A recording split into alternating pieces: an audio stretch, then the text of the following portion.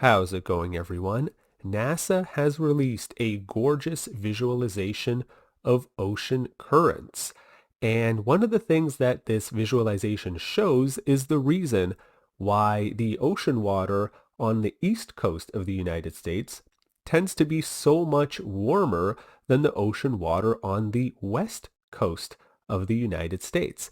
If you look at the map in front of you now, you can see a strong current moving from between the Yucatan and Cuba up past Cuba and the eastern coast of the United States.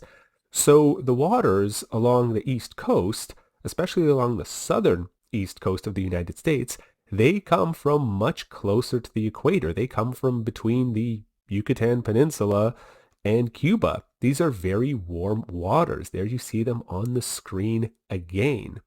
As for the waters on the west coast of the United States, they are actually flowing down from Alaska. These are Arctic waters, which are much colder.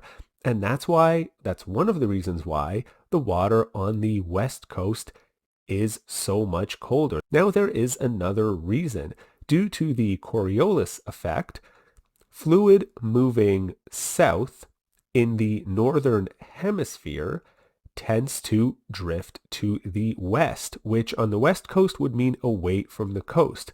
So you have this cold water flowing down south from Alaska, and then due to the Coriolis effect, that water also moves away farther from the coast, which causes the deeper water, the colder, deeper water, to move upward closer to the coast, which also causes the water near the coast to be even colder. So for these two reasons, you have much colder water on the west coast than on the east coast. And that's a good physics riddle to give to someone, asking them, oh, guess why do you think? Why is it that the water in the ocean is so much colder on the west coast than on the east coast?